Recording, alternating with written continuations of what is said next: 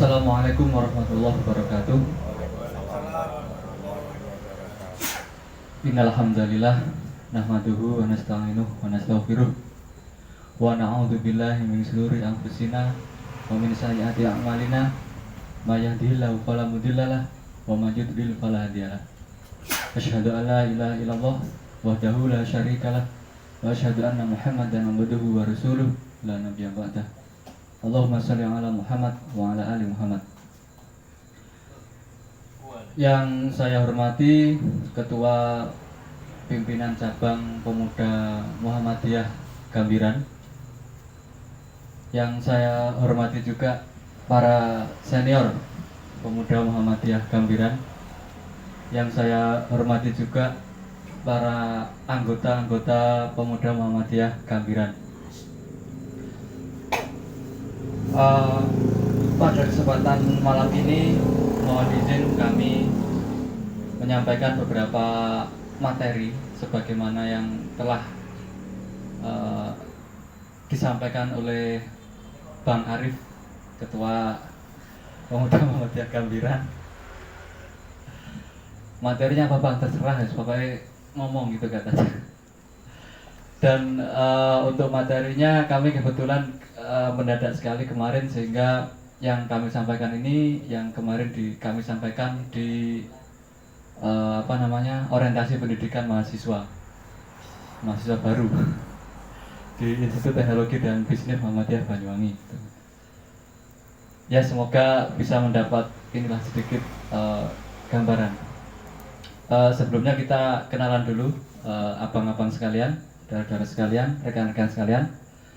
Nama kami Lukman Haris Kurniawan, tanggal lahir 7 Desember 1985, status menikah. Bahaya kalau nggak ditulis ini statusnya. Iya. Banyak yang ini Pak, tersesat gitu kan. Dikira saya tuh masih ini belum. Gitu lah ya. Gak bahaya tak, gitu kata meme Pak ya. Terus kemudian karena materi soft skill ini berkaitan dengan ini ya, bagaimana kita berhubungan dengan banyak orang gitu, terus mengolah pribadi kita, itu kami cantumkan riwayat organisasi. Kami dulu mulai OSIS ya, ketua OSIS SMA 1 Purworejo pernah, karena dulu ketuanya pindah gitu, terus saya sekretarisnya sehingga naik jadi ketua, bukan karena pilihan gitu. PAW PLT. Kemudian dulu juga SMA di ini ya, sekretaris Dewan Kerja Ambalan DKA SMA N1 Genteng dulu. Terus kemudian di Saka Bayangkara juga ya, kami di bagian koordinator ini kesakaan dulu nggak salah. Kami rotasi 14 ya di Saka Bayangkara Polsek Genteng. Dulu Pak Kapolseknya masih AKBP Riamun, ingat saya. Jadi cara ngelatihnya senior-senior kami itu kalau ada proposal atau surat itu langsung wis ketemu Pak Kapolsek gitu. Caranya melatihnya gitu, sehingga kami terbiasa untuk tidak ngerdek ketika harus berhadapan dengan rektor, dengan eselon-eselon yang lebih tinggi dari kami gitu bahasanya. Kami juga di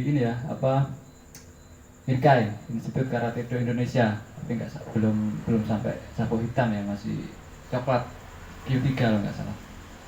Kemudian kami di kuliah di Dewan Komisi Tingkat Himpunan Mahasiswa Biologi Universitas Brawijaya. Kami juga di LDF, Lembaga Dakwah Fakultas, Lembaga Dakwah Kampus, di Program Peduli Pendidikan Kaum Duafa, Forum Kajian Islam Fakultas MIPA Universitas Brawijaya. Kami di bagian koordinatornya. Jadi dulu kami menghimpun dana gitu dari para mahasiswa-mahasiswa untuk kemudian disalurkan ke adik-adik yang kurang mampu gitu di sekitaran kampus Brawijaya. Dulu ada 2 ya di kampus Brawijaya itu yang bergerak di bidang pendampingan adik-adik itu. Satu di Fakultas Ekonomi, dulu itu namanya lupa saya, Kadiksuh namanya, punyanya for apa gitu lupa saya, forum kajian mahasiswa ekonomi gitu. Dulu ya seperti itulah intinya. Sempat apa namanya jargon-jargon zaman dulu itu apa ya, yang namanya di kampus ini namanya biasanya agak terkontam apa ya, diskusinya dengan kawan-kawan kiri gitu, misalnya bukunya lupa saya siapa itu, orang miskin dilarang sekolah gitu. Orang miskin dilarang sekolah, orang miskin dilarang sakit gitu dulu kan. Wah, itu bau-bau kiri kan seperti itu.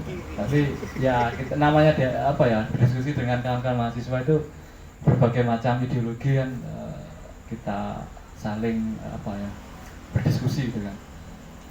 Kemudian kami juga di asrama koperasi mahasiswa, asrama Pokma itu juga sempat mendirikan forum kajian Islam juga.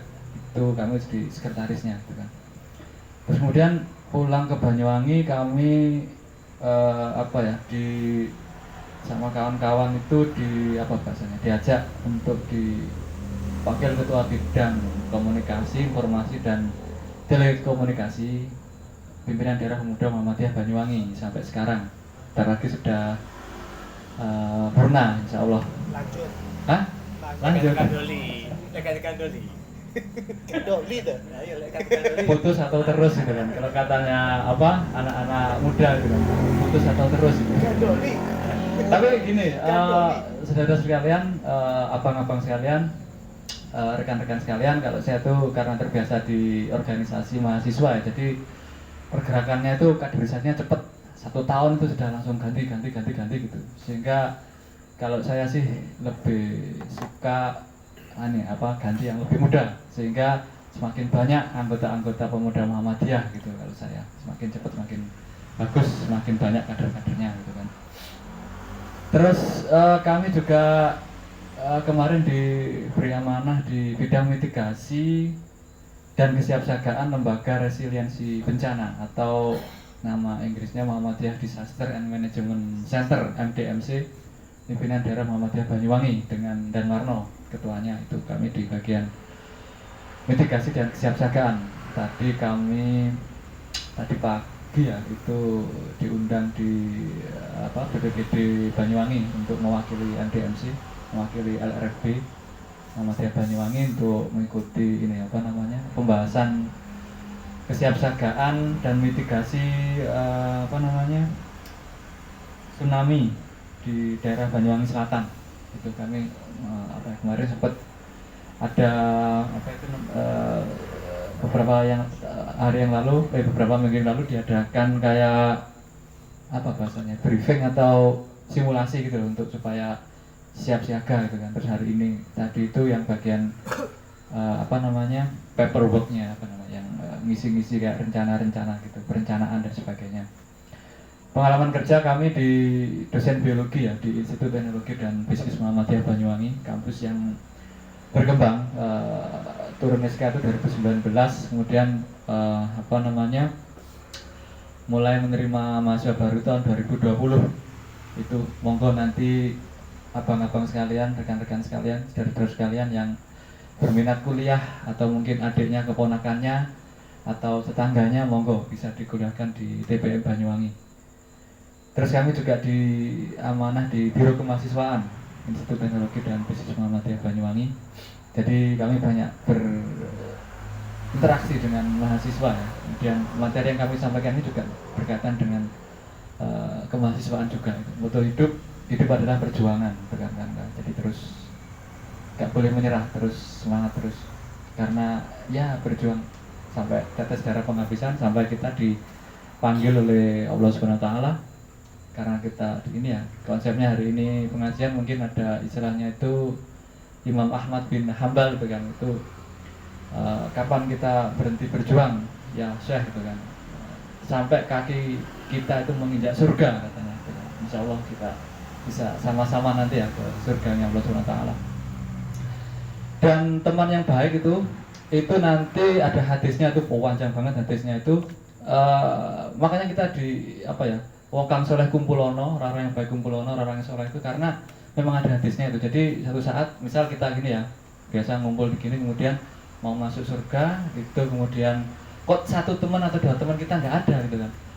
itu kita itu diberi privilege atau diberi kesempatan untuk memanggil teman kita itu yang masih mungkin cangkruk di neraka gitu atau ada di pintu nerakanya, itu disuruh manggil tuh rekan-rekan. Itu coba nanti dicari hadisnya, ada itu.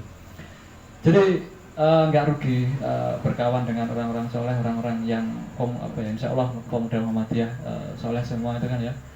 Itu nanti kalau di akhirat mau masuk surga, kok teman kita yang biasanya ngopi, teman kita pengajian, teman kita bergerak di pemuda Muhammadiyah itu kok gak enak nanti Kang Sopo gitu misalnya ya, Kang Fulan gitu kan ya, itu sama Allah disuruh manggil. Enggak aman. Fulan. Disuruh manggil beneran itu kan. Jadi enggak jadi masuk ke neraka, akhirnya di apa bahasanya sama temannya tadi itu diajak dibawa ke surga gitu kan. Itu apa ya, salah satu motivasi bagi kita. Jadi insya Allah dengan sering berkumpul di pemuda Muhammadiyah itu nanti kalau seandainya kita masih belum ke surga, nanti akan dipanggil oleh teman kita seperti itu kan kawan ya. Ada yang nanti dicari habisnya, insya Allah. Soke. Oke, masuk ke materi. Tapi kita sebelum materi kita nonton bareng dulu lah. Bentar. Mulai di sini.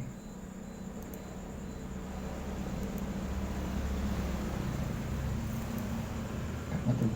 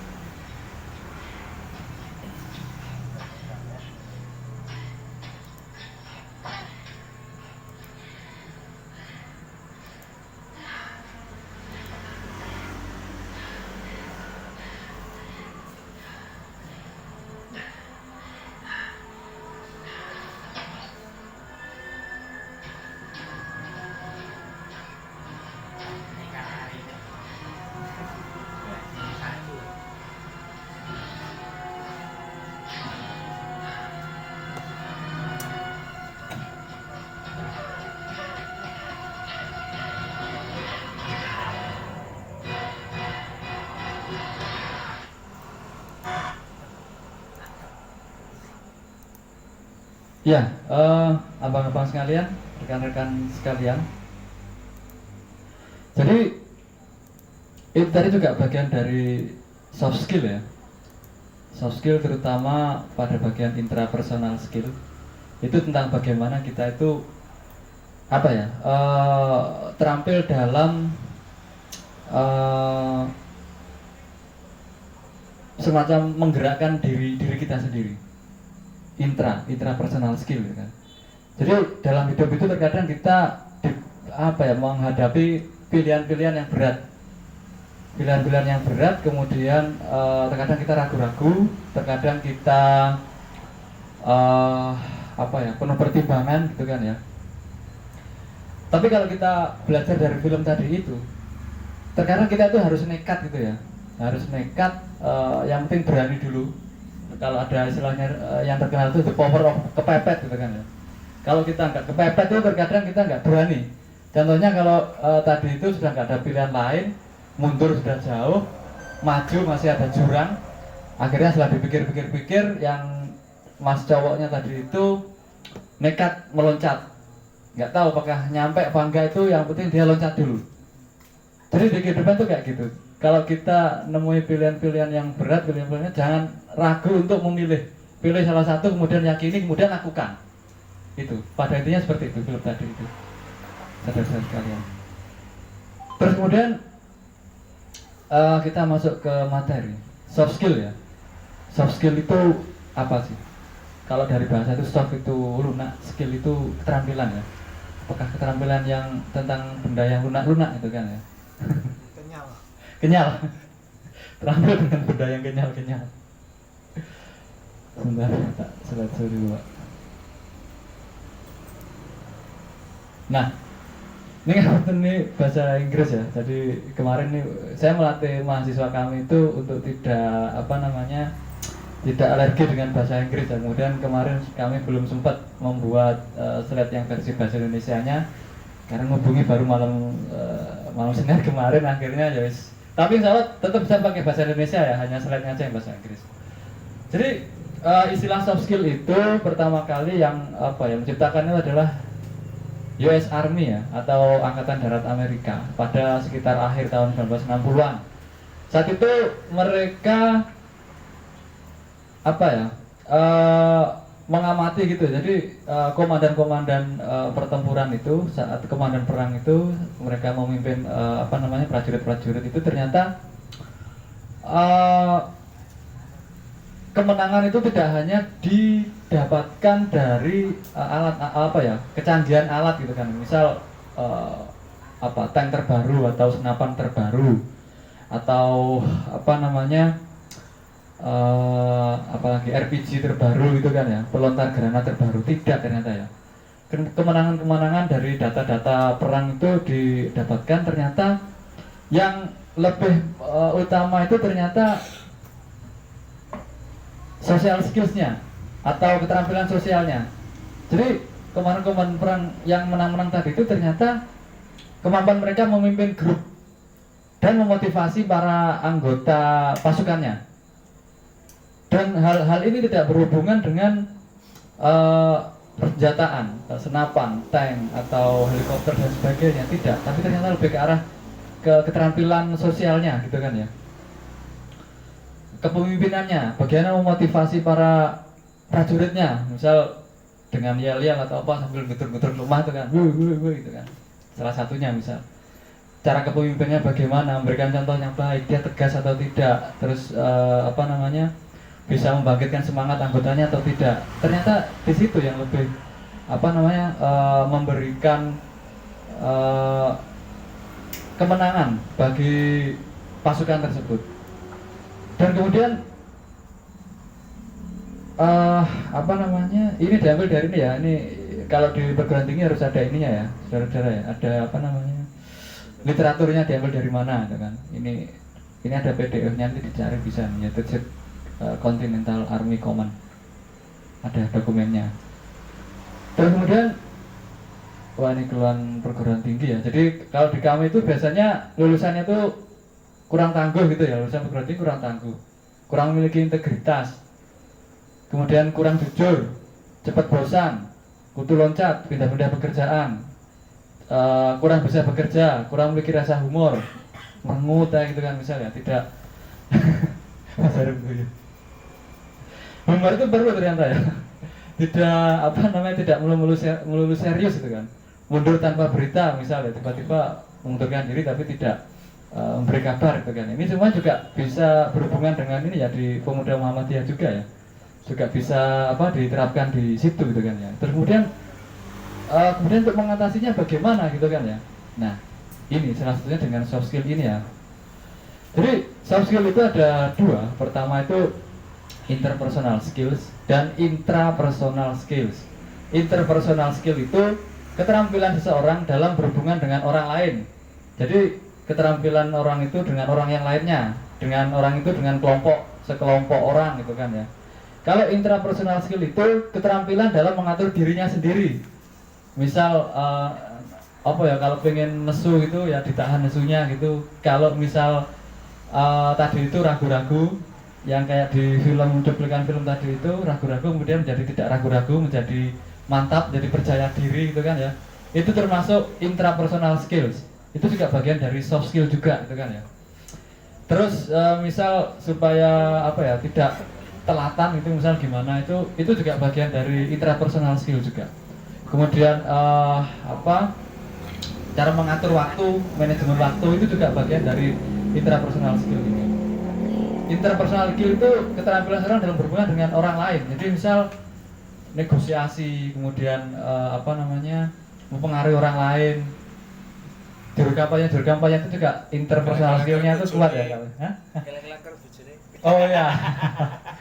Iya. Interpersonal skill Pak, benar. Jadi bagaimana kita dengan istri kita itu kan juga termasuk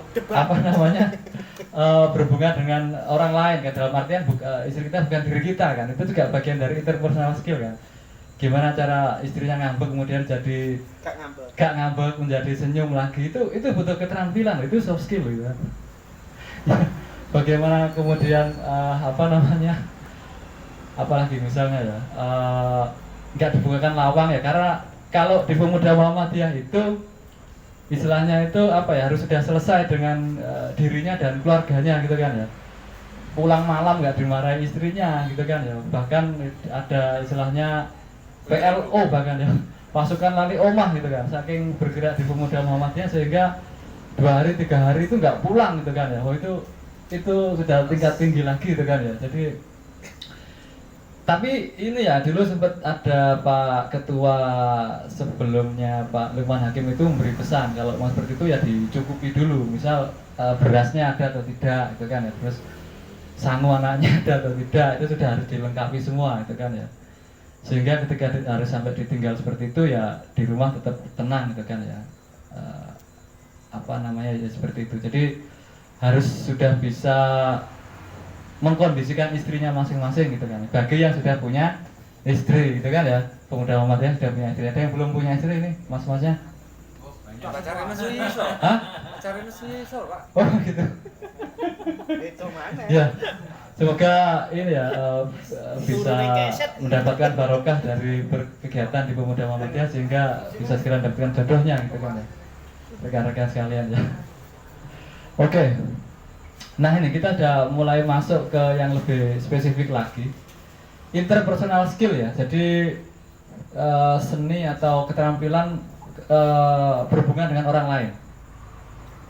Motivation skills. Jadi tadi itu ya, kayak komandan perang tadi itu gimana cara memotivasi anggota pasukannya gitu kan ya. Misal kalau Pak Ketua Cabang Pemuda Muhammadiyah itu bagaimana cara memotivasi para anggota-anggotanya supaya bersemangat dalam bergerak di Pemuda Muhammadiyah gitu kan ya. Gimana cara supaya mereka rajin ikut pengajian gitu kan. Itu keterampilan ya, tidak semua orang itu belum tentu bisa ya seperti itu ya. Itu tapi bisa dilatih, alhamdulillah bisa dilatih. Caranya gimana, sudah dari senior itu harus terus apa ya, biasanya apa ya, amati saja senior itu bagaimana dalam memberikan, menyemangati anggota-anggota yang lain, itu diamati saja kemudian ditiru. ATM, amati, tiru, modifikasi gitu kan ya biasanya sebenarnya. Dan kemudian leadership skill, kepemimpinan, cara memimpinnya bagaimana, apakah otoriter atau apakah apa namanya egaliter atau bagaimana, itu juga ini ya, karena saya mengamati dari rekan-rekan mahasiswa kami itu juga berbagai macam ya, ketika dipimpin mahasiswa ini gitu semangat semua, dipimpin mahasiswa yang ini ternyata semangatnya kurang atau ya seperti itu. Jadi masing-masing punya gaya sendiri-sendiri karena memang masing-masing karakter manusianya itu juga berbeda-beda gitu ya. Nanti kalau karakter itu hubungannya dengan intrapersonal skill nanti ya. Kemudian skill bernegosiasi atau negotiation skills ini juga bagian dari interpersonal skill. Bagaimana kemudian kita harus deal tertentu dengan orang lain, dengan apa, misal kalau di Pemuda Muhammadiyah cari sponsor atau apa, itu kan juga bagian dari negosiasi kan. Saya punya acara ini Pak, kemudian nanti apa namanya, toko Bapak atau usaha Bapak akan kami promosikan, nanti jumlah pesertanya sekian, terus kami nanti juga online juga, misal Zoom, dengan pada Zoom sekian, itu bagian dari negosiasi, kemudian kita mendapatkan dana dan sebagainya. Kemudian presentation skills, jadi keterampilan menyampaikan apa namanya, menyampaikan materi di khalayak ramai. Nah, seperti saya sekarang ini kan, itu juga bagian dari presentasi ya, presentation skill atau keterampilan presentasi, menyampaikan pemikirannya masing-masing kepada orang banyak. Kemudian communication skill, bagaimana berkomunikasi, kan terkadang ada yang apa ya istilahnya, kalau karakternya introvert itu kan biasanya susah kan berinteraksi dengan orang lain, diam saja pokoknya menengah gitu kan ya. Lama-lama jadi ahli kebatinan gitu kan, dibatin terus kan, nggak disampaikan kan ya. ahli kebatinan kan, dibatin kan. Sehingga sehingga apa namanya kurang bisa berkomunikasi gitu kan. Itu tadi itu mungkin yang apa belum dapatkan jodoh itu kan yang seperti ini introvert ini tadi kurang bisa berkomunikasi. Nanti ya senior ngelatih lah nanti gimana supaya apa komunikasinya bagus ya sehingga mendapatkan jodoh gitu kan. Latihan dulu. Latihan gula cewek nih. Gula cewek. siap. Kemudian relationship building ya, bagaimana kemudian kita membangun relasi-relasi kan. Kemarin Pak Bang Sutris ya kemarin sudah menyampaikan tentang bisnis gitu kan ya. Kalau kemarin kan aplikasi ya, sekarang saya menyampaikan teori-teorinya gitu kan ya. Tapi nggak apa-apa lah, kita saling melengkapi. Jadi misalnya dalam bisnis itu kita harus bisa banyak membangun jaringan atau relasi-relasi bisnis. Semakin banyak orang kita kenal, akan semakin banyak target pasar jasa atau barang kita itu semakin banyak kemungkinan untuk terserap oleh pasar gitu kan ya. Misal kalau Bang Sutris kemarin jualan punya produk ayam gitu kan ya. Ya berbanyak saja siapa yang menyerap ayam yang tadi itu gitu. Misal warung-warung atau rumah makan atau yang lain. Itu bagian dari relationship building ya, atau membangun relasi gitu kan. Public speaking skills. Nah, ini sama dengan presentation skill tadi ya, tapi public speaking ini bisa misal juru kampanye ya setelah ini ya. Nah, itu kan job-jobnya pasti banyak setelah ini. Itu public speaking juga gitu kan. Berbicara di depan publik gitu kan. Nanti silakan dilatih itu. Latihannya mungkin harus ikut IMM dulu, orasi gitu kan misal ya. Jadi orasi itu kan nantinya bisa jadi ini juga juru kampanye bisa nantinya gitu kan. Kemudian self marketing skills. Ini bagaimana cara memasarkan diri gitu kan ya. Jadi misal saudara-saudara punya keterampilan apa, kemudian bagaimana memasarkan diri saudara-saudara, abang-abang sekalian kepada orang lain, sehingga orang lain harus tahu ketika melihat sekilas gitu kayak itu bayangan atau image orang terhadap saudara-saudara kalian itu apa gitu kan ya. Itu udah mulai istilahnya self branding ya, atau branding diri. Itu sudah mulai harus dikembangkan, sehingga misal kalau Mark Zuckerberg gitu kan ya, yang punya Facebook gitu kan ya, dia kayak membranding dirinya sebagai generasi milenial gitu kan ya, santai gitu kan ya, pakai kaosnya pun tiap hari warnanya abu-abu gitu kan ya, celananya jeans terus gitu kan. Jadi dia kemana-mana seperti itu, sehingga image-nya itu dia seorang pebisnis milenial yang santai, yang punya banyak waktu luang, menikmati hidup gitu kan ya, tapi uang terus mengalir gitu kan. Misal seperti itu. Atau Steve Jobs ya, almarhum Steve Jobs itu misal dia memakai outfitnya itu memakai turtleneck ya, kayak sweater gitu, terus juga celana jeans juga gitu kan. Itu kan terus-terusan gitu aja ya. Itu kan juga bagian dari brandingnya beliau itu tadi gitu. Nah, itu mungkin PR-nya bagi abang sekalian temukan itu. Apa kira-kira branding dirinya itu apa? Orang itu ingin mengenal saudara-saudara abang-abang sekalian itu sebagai apa gitu kan ya. Itu juga mulai harus dicari gitu kan ya. Rambutnya gondrong misalkan ya. Wah, atau siapa ya? Masih gondrong kan ya? Cabang Gambira? Mas Badrus misal. Itu termasuk punya brand bagi Mas Badrus itu. Jadi saya ketika ketemu dengan seluruh pemuda Muhammadiyah se-Banyuwangi itu nggak ada yang rambutnya segondrong Mas Badrus itu. Itu kan memberikan orang itu pasti akan ingat terus itu kan ya. Uniknya itu loh. Itu yang harus dan menjadi diri sendiri gitu misalnya. Bukan tidak menjadi orang lain gitu kan. Paling enak itu menjadi diri sendiri. Jadi tidak membohongi diri kita sendiri. Kalau rambut gondrong ya sudah rambut gondrong aja, nggak apa-apa gitu kan. Atau sukanya pakai baju apa sudah pakai baju itu terus gitu kan ya. Terus-terusan nggak apa-apa gitu kan. Itu bagian dari ini ya, self marketing skill gitu kan ya. Mungkin Mas Badrus itu ingin memperkenalkan bahwa dirinya itu bohemian gitu ya, seniman gitu kan, terus kemudian bebas gitu kan, terus kemudian merdeka gitu kan ya, tidak terikat oleh apapun. Nah, itu kan bagian dari image yang mungkin ingin dibangun. Atau aku nggak bangun image tapi memang aku ya seperti ini gitu misalnya ya, itu itu memang pilihan gitu kan. Tapi yang jelas Mas Badr sudah punya ini apa namanya keyakinan diri itu yang tidak ikut-ikutan orang lain, tapi mampu menciptakan brand sendiri bagi dirinya. Itu yang perlu dicatat oleh rekan-rekan sekalian. Terus kemudian, nah yang ini intrapersonal skills ya. Tadi itu kalau interpersonal skill tadi itu hubungan diri kita dengan orang lain. Kalau yang intrapersonal skills ini tentang bagaimana diri kita sendiri gitu kan ya. Jadi terkadang kita itu harus bisa mengamati diri kita gitu kan ya. Kita harus mampu out of the box gitu ya. Lah aku lagi lapok ya, kok kayak sedih gitu kan, kok kayak apa namanya, oh ternyata apa uangnya habis gitu misalnya, ternyata apa belum akhir bulan tapi udah habis gitu, oh ternyata sedihnya di situ gitu kan. Sedih aja terus ngatus juga ya. Misal apalagi ya hal-hal seperti itu ya, terkadang kita harus mengamati diri kita sendiri gitu kan ya. Jadi ini juga keterampilan juga. Kemudian bagaimana ketika kita mengapa kok awalnya pengen marah saja kan ya, pengen ngampel ngiwah gitu misalnya. Ya, ternyata belum makan gitu misalnya. Jadi kalau belum makan lapar itu kan resek gitu kan, ada iklannya gitu kan. Itu kan bagian dari ini harus diamati diri kita ya.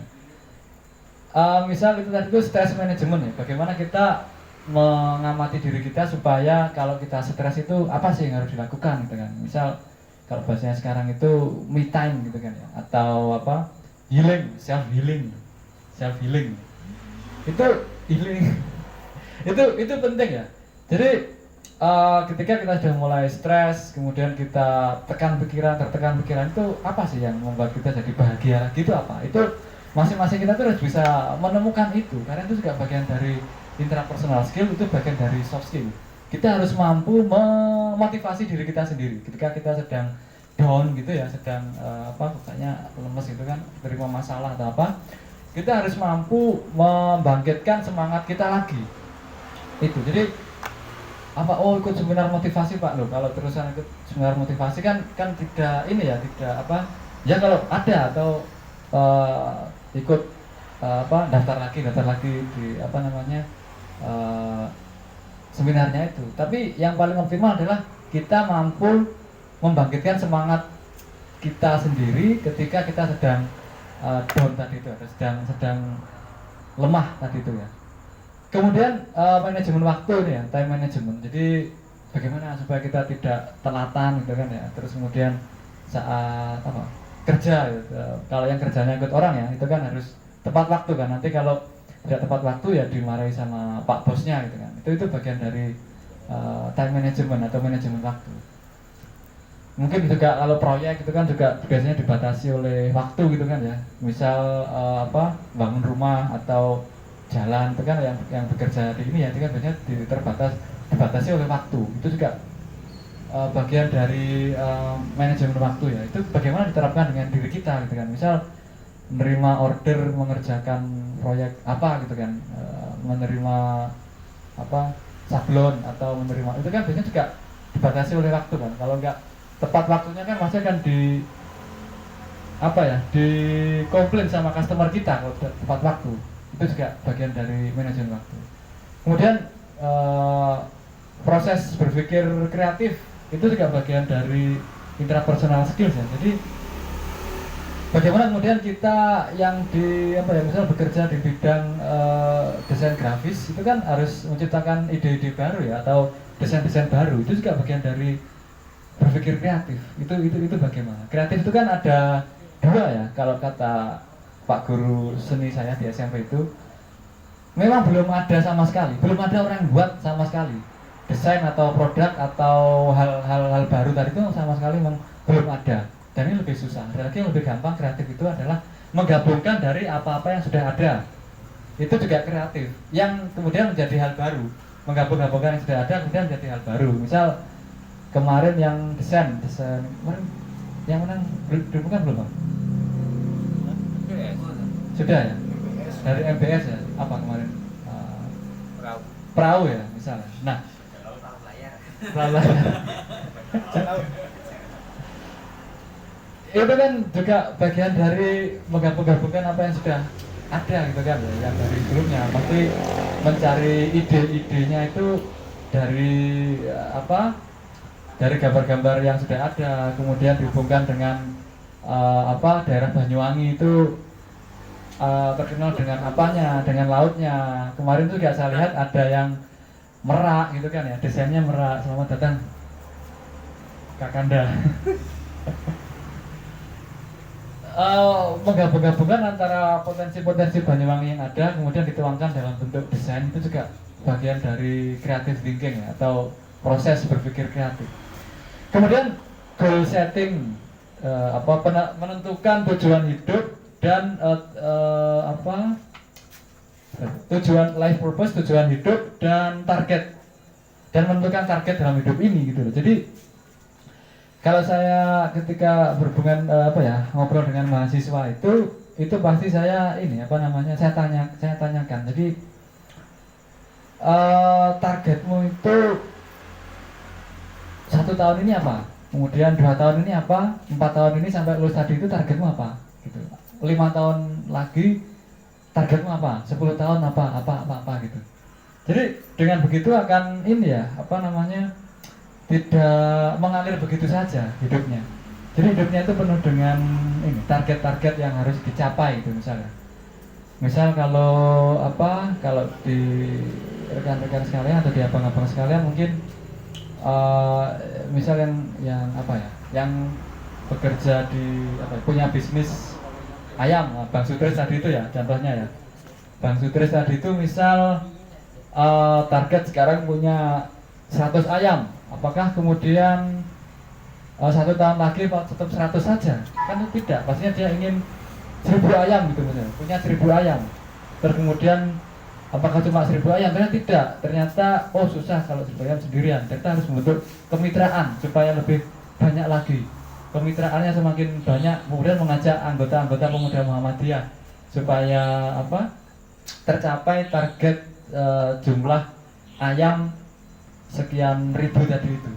Sehingga itu bagian dari penentuan target ya, harus tertarget hidupnya gitu kan. Tadi yang mungkin yang belum nikah tadi itu ditarget juga, kapan kira-kira? Ya nah. Nikah dulu Bang. Iya. belum nikah kok sudah punya anak Bang. Ya, kapan itu juga mungkin bisa ditarget gitu, meskipun ya agak berat, tapi juga bisa. Kemudian punya anaknya kapan tadi katanya Bang Arif tadi itu. Atau yang punya bisnis, intinya gimana cara mengembangkan bisnisnya tadi itu lebih besar lagi gitu kan. Dan sebenarnya tertarget tahun ini targetnya apa, tahun besok targetnya apa lagi gitu bisa. Kemudian tujuan hidup ya, jadi hidup itu nggak boleh mengalir begitu saja. Kalau kita Islam ya berarti tujuan hidup kita ya tentunya surga ya, tentunya surga. Kemudian cara untuk mencapai surga tadi itu gimana ya, pastinya kita banyak jalan yang menuju surga. Misal yang kita berpemuda Muhammadiyah ini kan juga harapannya juga kita nanti akhirnya kan ke surga juga gitu kan. Amin ya rabbal alamin gitu kan ya. Terus caranya bagaimana? Nah itu kemudian yang di breakdown lagi, dipecah-pecah lagi sehingga kita nantinya arahnya ke surga tadi itu. Kemudian change management atau manajemen perubahan. Jadi perubahan itu pasti ya. Yang nggak berubah ya perubahan itu sendiri yang nggak berubah. Jadi kita mungkin dulu telepon itu wartel ya, atau telepon rumah gitu. Kita kan nggak terbayangkan. Sekarang akhirnya telepon itu menjadi bisa dipegang kesana kemari, bisa telepon. Dulu zaman saya kuliah di Malang 2004 itu kalau mau telepon ya harus di wartel gitu kan ya. Tapi sekarang sudah bisa. Sekarang mau telepon kemanapun seluruh dunia ini itu pokoknya roaming bisa ya sudah telepon gitu aja. Kalau dulu harus ke wartel dulu. Nah itu kan itu bagian dari perubahan. Jadi inovasi itu terus berjalan. Kita nggak boleh takut dengan perubahan, tapi kita harus menyesuaikan dengan perubahan itu sendiri ya gitu kan ya. Tapi tentunya kalau untuk hal-hal misal akidah itu nggak boleh berubah kemudian ya. Trennya gitu kan. ada hal tertentu yang nggak boleh. Kalau kita di Islam ya akidahnya harus tetap lurus gitu kan. Kemudian apa? Kalau yang lain kan istilahnya muamalahnya kan ya hanya kembangan-kembangan saja. Tapi kalau untuk masalah ibadah dan apa akidahnya harus tetap nggak boleh berubah gitu kan. Transform beliefs, transforming karakter. Jadi karakter kita itu apa ya seperti apa? Misal ini ya berhubungan dengan habit atau kebiasaan. Misal mengubah yang banyak terjadi itu yang di internet itu biasanya apa ya? Mengubah kebiasaan. Misal apa ya bahasanya ya? Kalau di kami di mahasiswa itu misal contohnya datang kuliah telat gitu kan. Itu bagaimana cara mengubah sehingga mereka itu dari tepat waktu gitu misalnya. Itu juga bagian dari mengubah karakter dari telatan kemudian menjadi tepat waktu gitu. Itu juga bagian dari intrapersonal skill. Misal bangun pagi, berarti kalau biasanya bangun jam 7 gitu, padahal kuliahnya jam 7, bangun jam 7. Rumahnya jauh lah, gitu pasti telat kan. Tapi kemudian kita pakai, dulu kan belum ada ini ya, alarm ya, waker. Dulu kan kita nyalakan waker kita jam 6 gitu misalnya. Atau nggak punya, atau apa, minta teman kosnya untuk membangunkan. Itu kan juga bagian trik supaya nggak telat gitu kan ya. Supaya di nggak. kampus. Hah? Itu di kampus. Ah, iya, benar. Iya, jadi dulu itu ada Pak, kami di kampus Brawijaya itu di Fakultas MIPA itu memang himpunan, ruang-ruang himpunannya itu sekretariatnya organisasi mahasiswa itu untuk tidur ada penghuninya 1, 2 gitu. Jadi mereka nggak pernah telat ya karena di dalam fakultas memang ya. Itu memang benar berada. Dan saya juga terkadang dulu kalau diskusi sampai pagi itu ya, debat sampai pagi itu ya tidur di sekretariat himpunan, sekretariat lembaga organisasi mahasiswa tadi itu. Benar, memang itu berlaku. Tapi nggak tahu kalau sekarang ya apakah diperbolehkan atau tidak. Kalau kami memang dulu bebas sehingga apa bahasanya diskusi sampai pagi itu ya wes kuat gitu kan ya. Sampai mulai jam habis isya sampai subuh itu ngomong debat ya, ada aja bahannya, kisahnya itu kan. Itu memang bagian dari apa ya, melatih junior-juniornya ini supaya lebih apa mampu interaksi, lebih mampu berdialektikanya gitu, lebih itu dilatihnya di situ ya. Sudah senior dan juniornya tuh wah debat ngalor ngidul gitu bahas tentang apa itu. Meskipun kami dulu di MIPA ya, itu kami bahas itu filsafat gitu kan ya. Iya, kami bahas Wilhelm Friedrich Nietzsche gitu kan ya. The God is dead, Tuhan sudah mati gitu kan. Padahal kami dulu itu itu sekretariatnya lembaga dakwah kampus. Tapi pembahasannya Tuhan sudah mati kan, seperti itu kan ya, seperti itu kan. Ya tadi itu orang miskin dilarang sekolah, orang miskin dilarang sakit gitu kan. Misal itu kan jargon-jargon dari ideologi kiri gitu kan ya. Tapi ya enjoy saja kita cari titik temunya, kita bandingkan dengan Islam gitu kan ya. Apakah benar gitu kan Tuhan sudah mati, gimana konsepnya di Islam. Oh ternyata itu kekecewaannya Nietzsche ketika di Eropa saat itu agama yang ada di saat itu tuh kurang, malah menjadi tirani gitu kan ya. Akhirnya dia membunuh Tuhannya Nietzsche gitu misalnya. Apalagi accelerated learning teknik. Jadi bagaimana kita teknik dalam belajar itu cepat gitu kan, nggak lambat. Itu kan banyak sekali di internet itu bagaimana cara mempelajari bahasa hanya dalam 1 minggu gitu misal. Bahasa tertentu itu ada trik-triknya gitu kan ya. Oke. Ini materinya itu nggak apa-apa ya. Nggak apa-apa. Nah, terus kemudian untuk melatih soft skill ini bagaimana gitu kan ya, melatih intrapersonal skill, melatih extrapersonal skill saat itu bagaimana gitu kan ya. Ya alhamdulillah kita di Pemuda Muhammadiyah dulu mungkin kita aktif di IPM, Ikatan Pelajar Muhammadiyah. Kalau yang dulu di IRM, Ikatan Remaja Muhammadiyah, itu juga bagian dari melatih soft skill ini gitu loh. Kalau di kami di kampus ya ikut unit kegiatan mahasiswa. ikut badan eksekutif mahasiswa gitu kan ya, ikut IMM Ikatan Mahasiswa Muhammadiyah, ikut UKM unit kegiatan mahasiswa, mendaki gunung, seni tari atau seni musik. Itu bagian dari melatih soft skill ini ya. Karena di situ di organisasi itu pasti kita berinteraksi dengan banyak orang gitu kan ya. Ketika kita berinteraksi dengan banyak orang, otomatis kita harus bisa ini tadi. Misal yang ketua harus bisa memotivasi anggotanya.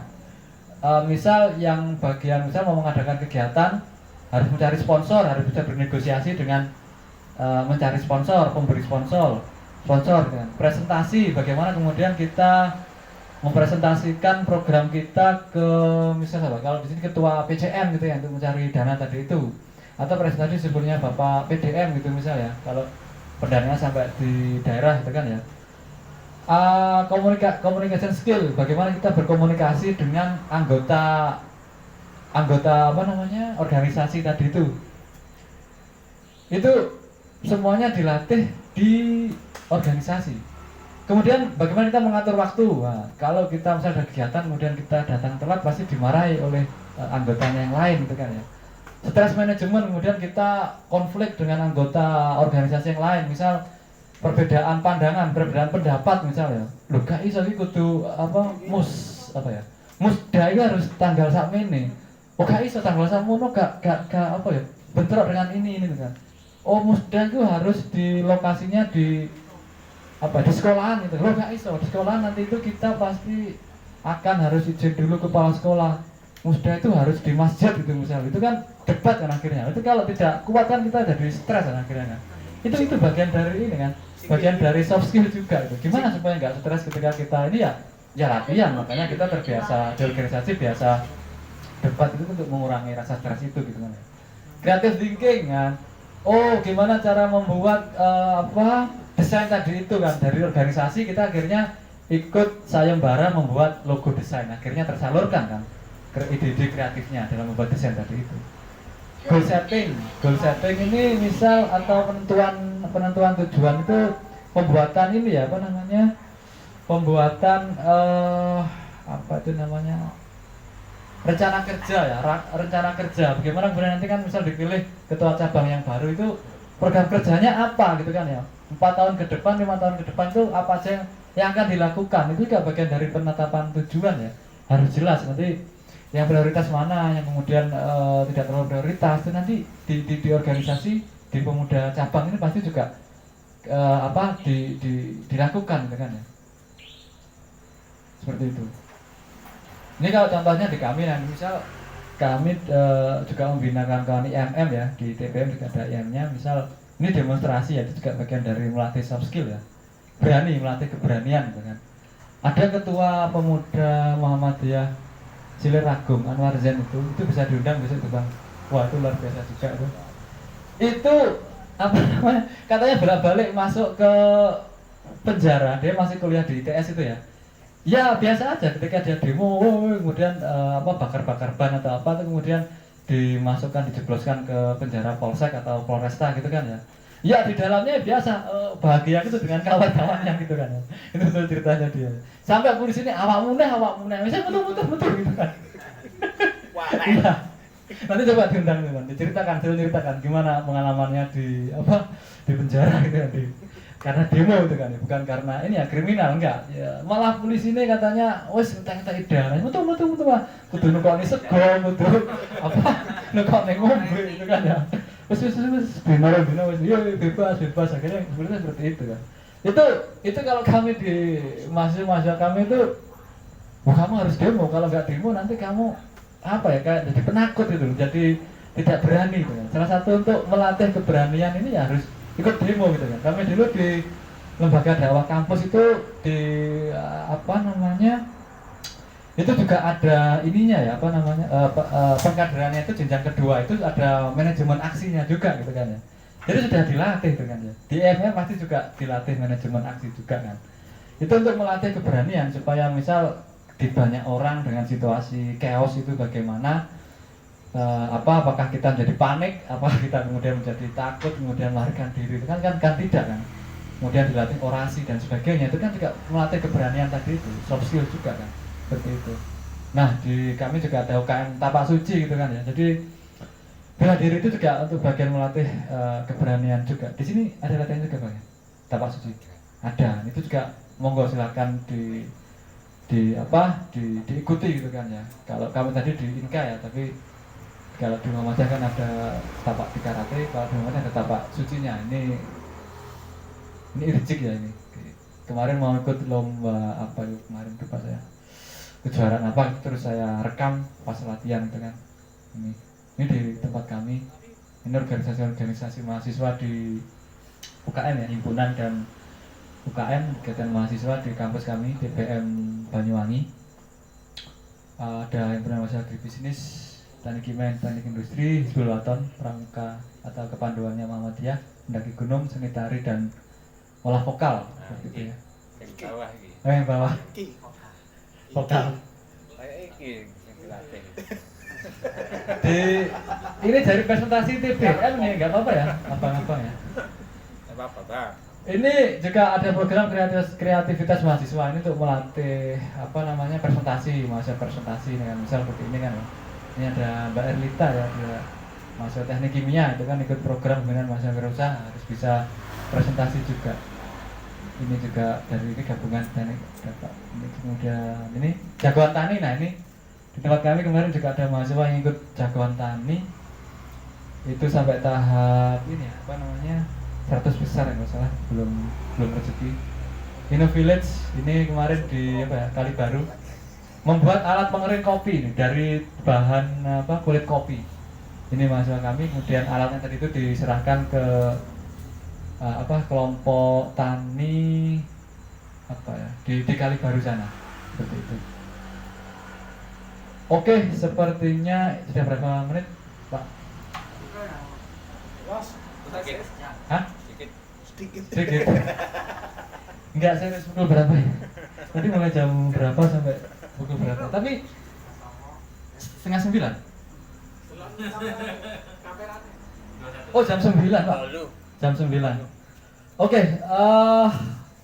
kita masuk ke sesi diskusi. Monggo, barangkali ada tanggapan atau ada pertanyaan. Ya kita ngobrol santai saja. Memang agak teoritis ya, nggak apa-apa. Kemarin yang praktek, sekarang teorinya kita balik gitu kan ya. Dengan Bang Sutris kemarin praktek-prakteknya, sekarang kita yang ke arah teoritisnya, seperti itu. Monggo langsung saja, barangkali ada yang ingin didiskusikan, santai saja.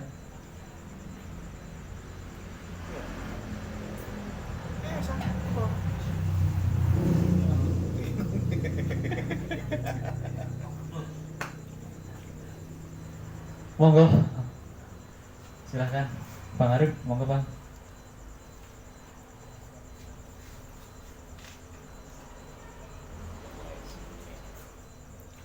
Hanya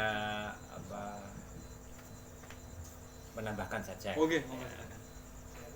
Intinya yang dibahas kebanyakan arahnya ke keluar dari zona nyaman. Kalau kita compare ke Islamnya, ada muhasabah tentang gimana mengatur kita, itu tentang muhasabah, itu tentang disiplin tentang waktu, tentang apapun. Intinya nanti kalau kita compare ke Islamnya bisa ke sholat tepat waktu dan lain-lain, itu juga maksudnya ke situ. Dan Pak dosen ini menjelaskan lebih detail lagi dengan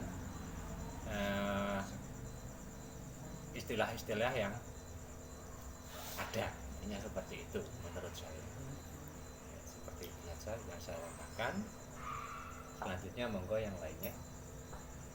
Siap.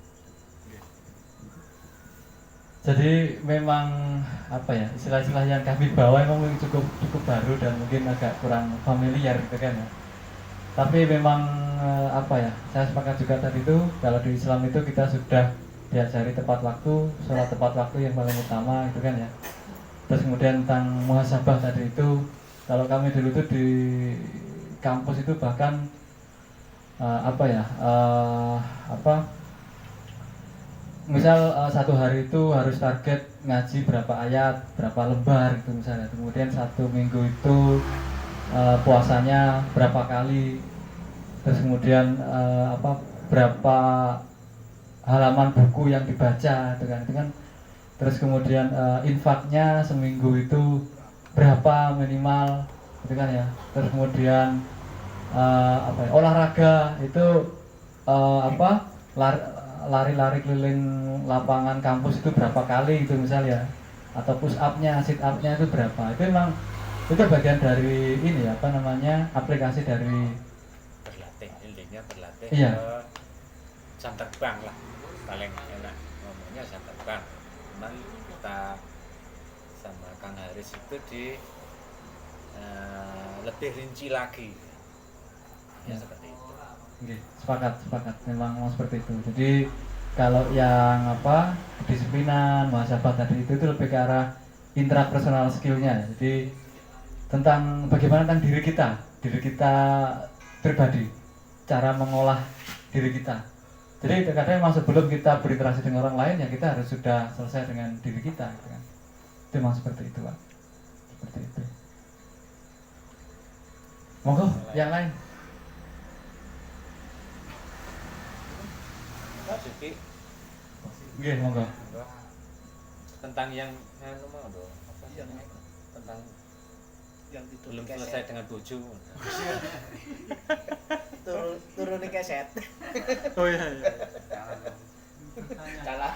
Nggih. Tentang power of the kepepet. Oh, power of the kepet. Bagaimana mengantisipasi blank dalam sudah kepepet ternyata dalam materi blank. Oh gitu ya. Jadi tadi pas kita kepepet tiba-tiba ngeblank gitu kan ya, dalam artian tuh nggak apa ya gitu kan ya, nggak tiba-tiba di otak itu kayak mandek gitu, nggak tahu mau apa yang akan dilakukan gitu kan ya. Iya. Jadi itu kalau di konsep Islam itu kita istilahnya kebiasaan apa yang kita lakukan itu terkadang akan muncul ketika apa ya, hal-hal mendesak gitu.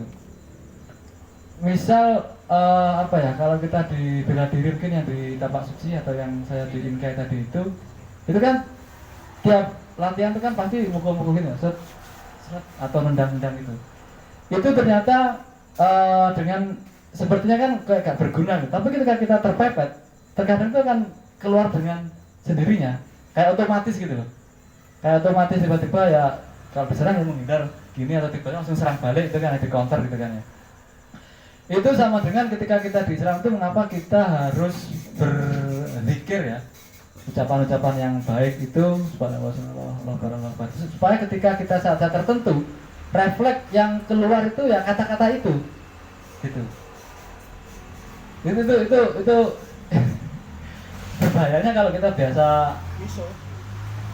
ya biasa mengeluarkan kata-kata itu, kemudian saat kita terpepet kemudian yang keluar kata-kata itu gitu. Itu alhamdulillah kalau dengan terpepet, kaget, refleks yang keluar masih astagfirullah atau apa itu masih alhamdulillah, masih inilah. Jadi kesimpulannya ya harus dilatih Pak. Kita apa ya, misal seperti saya gini ya, memberikan kuliah atau memberikan materi apa atau harus ngomong apa di depan publik, itu juga harus dilatih. Kalau kami itu di kampus itu, misal di mata kuliah saya, mata kuliah biologi itu kami wajibkan satu mahasiswa satu presentasi. Tidak kami adakan kelompok. Itu untuk membiasakan mereka berbicara di depan publik atau public speakingnya gitu ya, supaya tidak nerdek, tidak grogi, lancar ngomongnya. Itu kalau di mata kuliah kami ya itu tugasnya satu mahasiswa satu presentasi gitu ya. Memang banyak makan waktu kan, tapi kami memang kami di biro kemahasiswaan, bagian kemahasiswaan itu juga akhirnya ketika kami beri kuliah pun di perguruan kami ya kami sisirkan soft skill ini di bagian public speaking tadi itu gitu loh. Jadi biasakan apa yang ingin kita bentuk secara refleks pada diri kita itu harus dilatih. Misal kalau refleksnya biar nggak keluar kata-kata yang misuh itu ya dengan pikir tadi itu, misalnya untuk melatih. Kalau pengen ngomong bisa ngomong di depan publik atau public speaking itu berarti ya kita harus ketika rapat PCPM itu ya harus dilatih gitu kan. Misal giliran pertemuan rutinan 1 minggu sekali itu yang memberikan ceramah siapa yes gilir gitu. Jadi semuanya ngomong, semuanya berbicara, memberikan tausiah atau memberikan habis baca buku apa atau habis mendengarkan ceramahnya siapa. Itu yang penting diberi kesempatan di dalam forum PCPM tadi itu untuk ngomong. Minimal ya di depannya teman-temannya sendiri. Ya pelan-pelan akhirnya kan itu kan bagian dari kaderisasi ya, dilatih gitu terus lama-lama sudah terbiasa dia akan bisa diberi kesempatan untuk memberikan sambutan. Nah, memberikan sambutan itu kan juga terkadang ya kalau tidak terbiasa ngomong di depan umum kan ya gelagapan juga tuh ngomong apa itu kan juga harus dilatih. Dilatihnya di mana ya, di IPM, IRM, Pemuda Muhammadiyah gitu. Sehingga nanti kalau sudah IMM gitu kan ya, kalau sudah menjadi bapak jadi Muhammadiyah, jadi bapak Muhammadiyah sudah nggak ada kesempatan untuk salah lagi. Kalau masih IPM, IRM, Pemuda Muhammadiyah, NA, Nasyatul Aisyah itu kan masih kesempatan salah boleh Mas Yan kan ya. Besok ketika sudah menjadi bapak sudah nggak ada toleransi lagi untuk salah. Jadi mau masih di IPM, di IMM, di Pemuda Muhammadiyah, di IRM ya habiskan jatah salahnya gitu kan ya. Nggak apa-apa, jangan takut salah gitu kan ya. Kami itu pernah ada mahasiswa kami itu gak biasa presentasi, gak bisa ngomong depan umum, itu mau presentasi keringetnya sampai jagung-jagung itu, butir-butir jagung itu sama itu. Tapi ya terus ayo semangat, tetap saya semangati gitu kan, supaya meskipun dia grogi gitu, keringet dinginnya keluar semua ya kami latih saja, karena kalau nggak dilatih ya kapan lagi gitu kan ya bisanya gitu kan. Bisa karena biasa, bisa karena terpaksa. Paksa terus. Tiap pertemuan giliran, siapa yang memberikan ceramah, siapa yang memberikan tausiah, gitu aja Pak. Latihannya seperti itu supaya tidak ngeblank tadi itu. Terus selain itu juga harus memang memperbanyak pengetahuan. Membaca, memang harus membaca. Jadi kalau mau beri bahasanya ya, tentang menjadi penyelenggara pemilu gitu ya, kemudian memberikan materi ke PPK atau PPS itu harus belajar dulu kan, harus dipelajari. Terus kemudian apa yang dipelajari itu kan dari banyak itu ya harus menguasai materi ininya. Kalau kita nggak menguasai materi ya meskipun kita enak ngomongnya ya nggak ada isinya, nanti malah ngalor ngidul gitu kan, nggak ada keuntungannya. Itu yang juga perlu intinya kita harus siap materinya dulu gitu, harus kita siapkan. Dan kebiasaan tadi itu untuk melatih percaya diri, dan kedua materi yang akan disampaikan istilahnya seperti itu, kalau supaya nggak ngeblank. Dan memperbanyak wawasan mau nggak mau ya kita harus banyak membaca, kita harus banyak berdiskusi dengan anggota Pemuda Muhammadiyah yang lain gitu kan ya ikut acara seperti ini akhirnya kan tahu kan, oh kalau Bang Sutris kemarin cara penyampaiannya seperti itu kan, oh kalau saya penyampaiannya seperti itu, mungkin pemateri yang lain bagaimana lagi cara penyampaiannya seperti itu. Kalau saya pakai LCD misalnya karena terbiasa di kampus, kami beri video dulu kan misal, itu kan bagian memperkaya kita supaya tidak monoton dalam menyampaikan. Kita gabung-gabungan saja kayak konsep kreatif tadi itu Bang.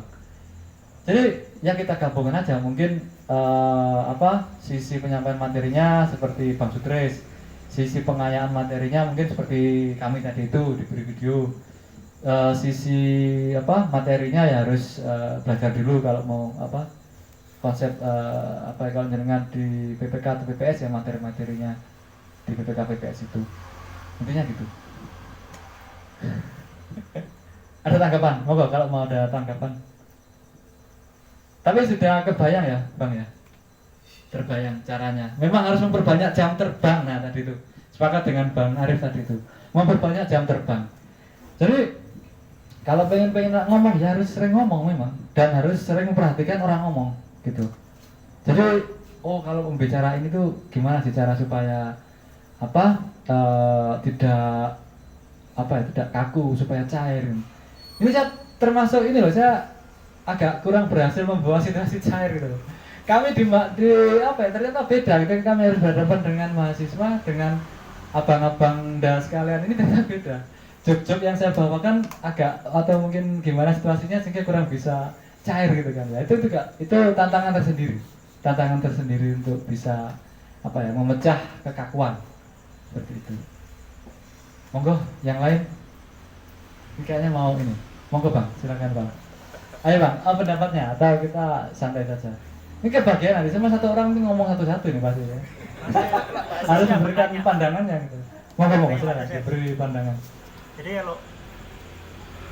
kalau sekarang kita lihat pemuda saat ini kan lebih banyak itu mereka itu kalau jargonnya Pak Ganjar kan tegak lurus tidak abu-abu kan? Oh siap. Kalau pemuda sekarang itu tegak lurus tapi abu-abu. Tegak lurus tapi abu-abu.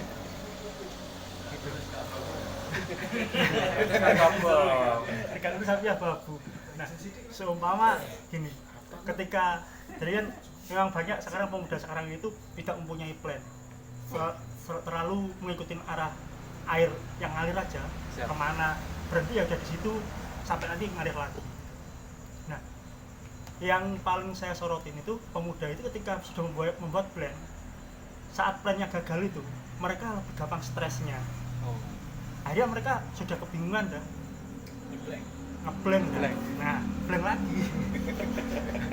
Nah, mental pemuda sekarang ini yang seperti apa yang harus dibangun? Pertanyaannya seperti itu. Untuk agar plannya itu masih tetap terus harus berjalan. Ya. Jadi kalau di organisasi modern itu mereka biasanya punya visi dan misi. Itu. Visi itu istilahnya yang jangka panjang. Jadi kalau misi itu bagaimana cara mendapatkan mencapai visi tadi itu dengan misi-misi yang sudah disampaikan. Terus kemudian kalau berkaitan dengan organisasi kepemudaan itu memang ada berbagai macam jenis karakter anggotanya. Ada yang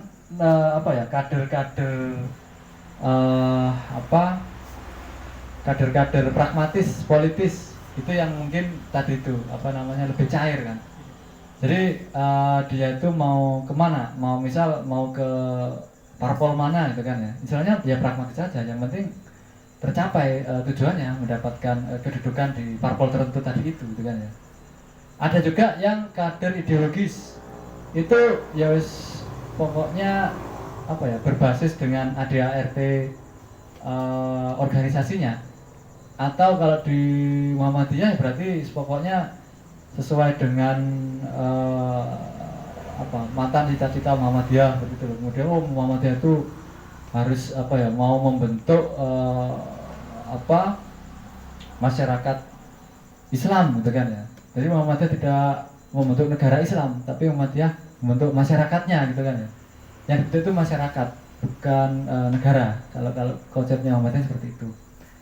Ki Bagus Hadikusumo dulu yang bilang seperti itu. Jadi kalau kata Mustafa Nahrawardaya itu pas kami diskusi itu ya nggak apa-apa, perkara nanti kita bentuk masyarakat Islam. Kalau masyarakat Islamnya menghendaki untuk menjadi itu ya nggak apa-apa, berarti kan kita bentuk saja, hanya tinggal ini saja pola pergerakan saja.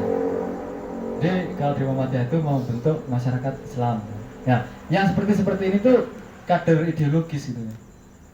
istilahnya itu pemikirannya itu lebih ke arah apa ya, jangka panjang, Nobel purpose atau punya tujuan-tujuan baik gitu kan ya. Terus kemudian dia idealis gitu. Terus kemudian no compromise, tidak kompromi gitu kan ya. Mungkin kader-kader seperti ini cocoknya ya di majelis tablek gitu kan ya, atau di apa, majelis tarjih.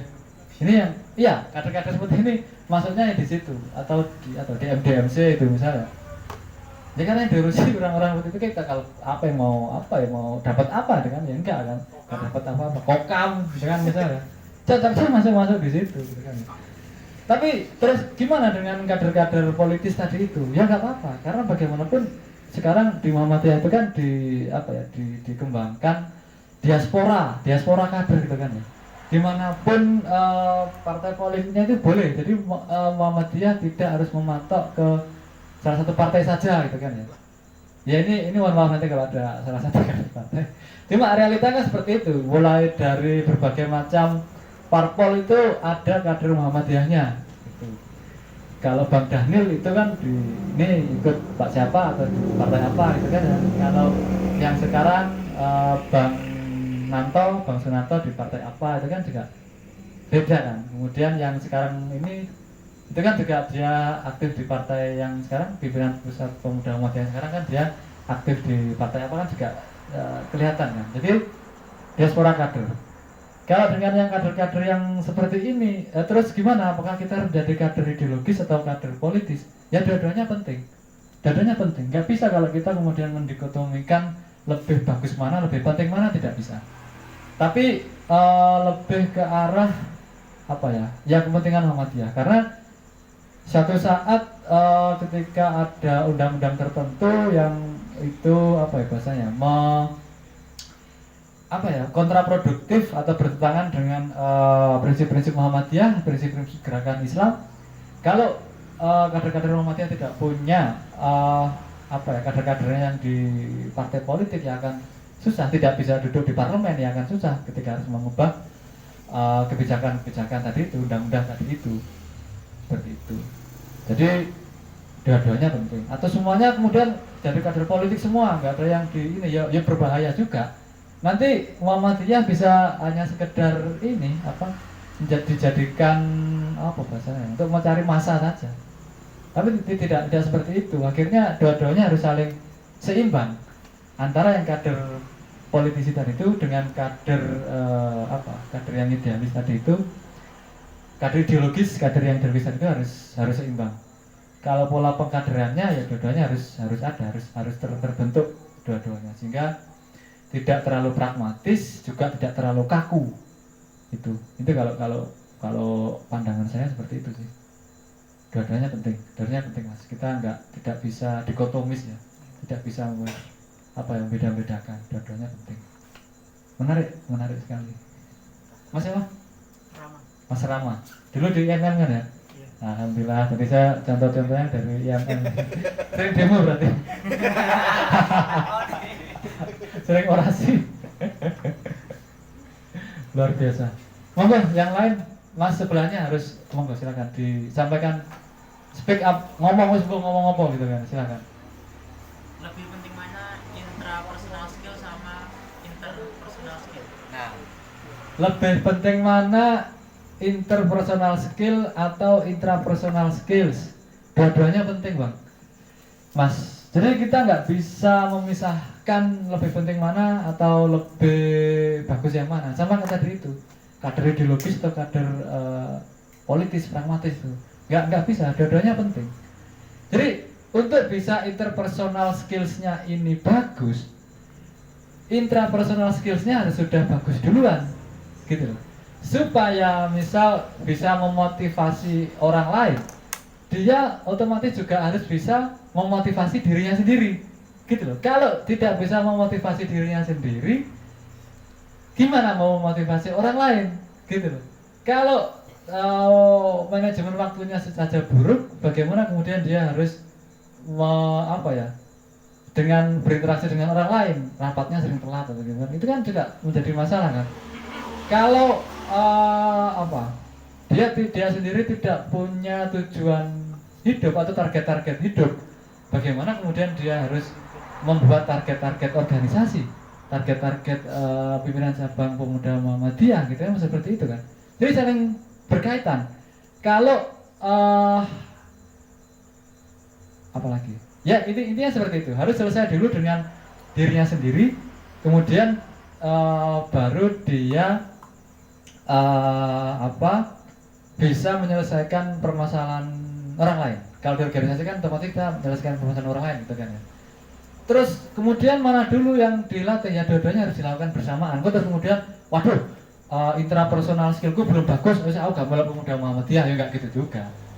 Ya kita dua-duanya harus jalankan. Ikut pemuda Muhammadiyah juga, terus sambil perlahan-lahan mengatur dirinya, sambil mengamati temennya gitu. Pak Ketua ini gimana kok selalu semangat, misalnya Pak Adi ya sama Pak Arif. Pak Arif ini gimana kok selalu bersemangat gitu kan. Pepet. Kepepet tadi itu. Karena Kepepet. karena sudah ada main tunjuk gitu, kalau nanti aduh kalau saya nggak semangat nanti anggotaku gimana gitu kan. Kalau saya contohnya nggak bisa beri contoh yang baik, berarti trik-triknya gitu, harus jadikan ketua dulu gitu ya.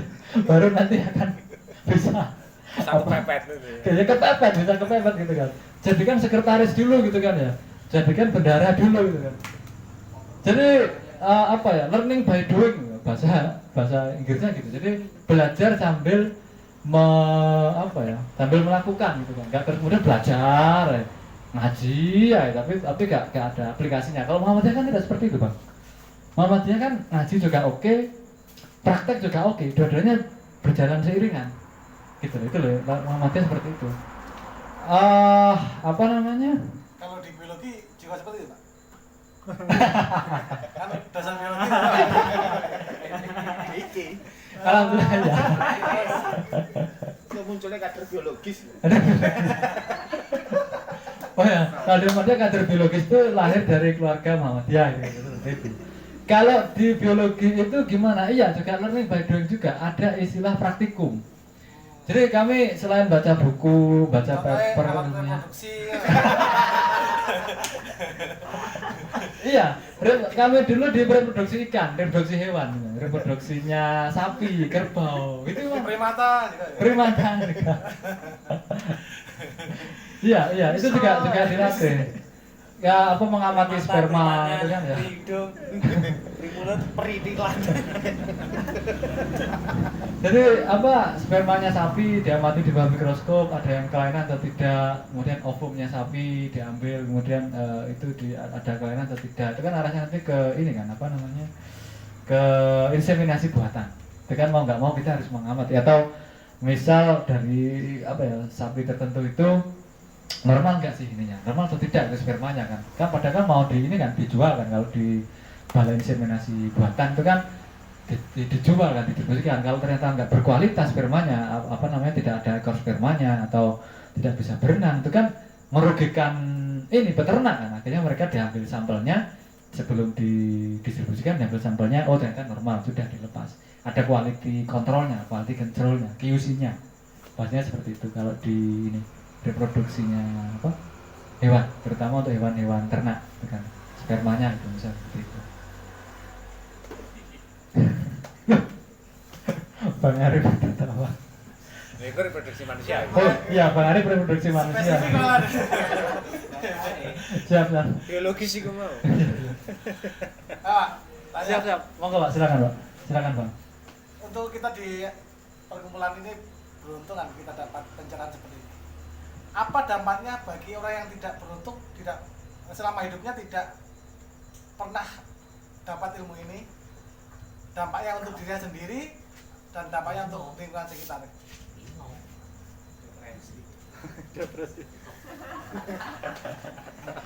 Kalau dampaknya ya dia mungkin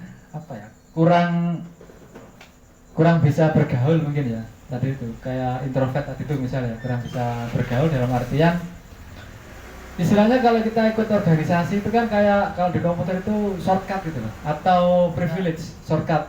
Jadi misal kita di Pemuda Muhammadiyah kan kita latihan apa ya, ngomong, latihan memberikan sambutan, latihan memberikan tausiah, latihan memberikan ceramah, meskipun di kelompok kecil gitu kan ya, di kelompok kecilnya itu ya. Kalau tidak pernah ikut Pemuda Muhammadiyah ya akhirnya ya dia ketika di masyarakat mungkin jadi Pak RT ya mungkin kurang bisa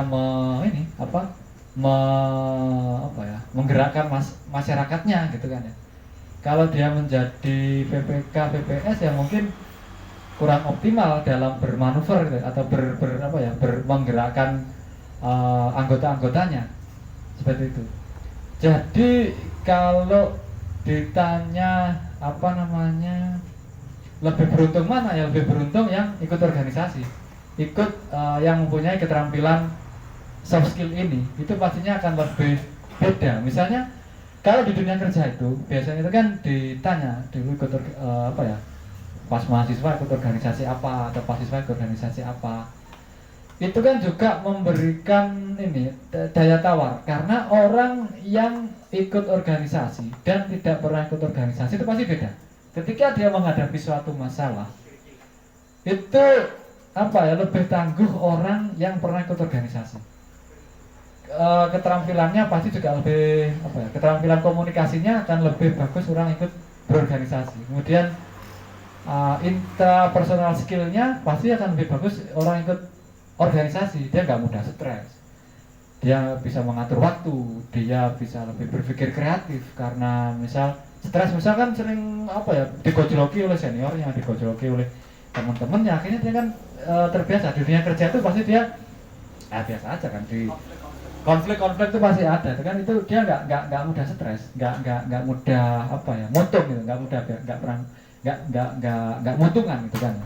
Kemudian manajemen waktu gitu, misal karena di organisasi dia terbiasa datang tepat waktu dan sebagainya, akhirnya ya dia di dunia kerja pun dia akan terbiasa jam kerjanya ya on time, tepat waktu juga gitu kan ya. Creative thinking, berpikir kreatif, karena dia di Pemuda Muhammadiyah mungkin harus bisa menyelesaikan suatu masalah, mau mengadakan kegiatan, nggak punya dana, caranya gimana cara menggali dana, ini ide kreatif kan muncul akhirnya kan. Mungkin kalau di tempat kami itu punya dana itu kan ya sekian, habis biar apa kok adanya diberikan ke salah satu, karena di tempat kami itu tukang ngarit ya, banyak yang ngarit, ya sudah belikan sapi atau bisa dikerbau kambing, kemudian diberikan ke yang ahli ngarit tadi itu, ya sudah berkembang biak, akhirnya dapat uang dari itu, dari anaknya tadi itu, pemasukan misal. Itu kan bagian dari proses kreatif gitu kan, dari proses kreatif. Atau difabel misalnya di tempat kami itu juga ada kan, meskipun sekarang sudah mulai mengalami penurunan, itu kan akhirnya ide-ide kreatif seperti itu muncul. Nanti monggo di Baca Penggambiran kan apa yang bisa untuk menggali dana sebagainya itu bisa di tapi itu harus mengatasi masalah tanpa masalah. Intinya seperti itu Pak, pastinya akan lebih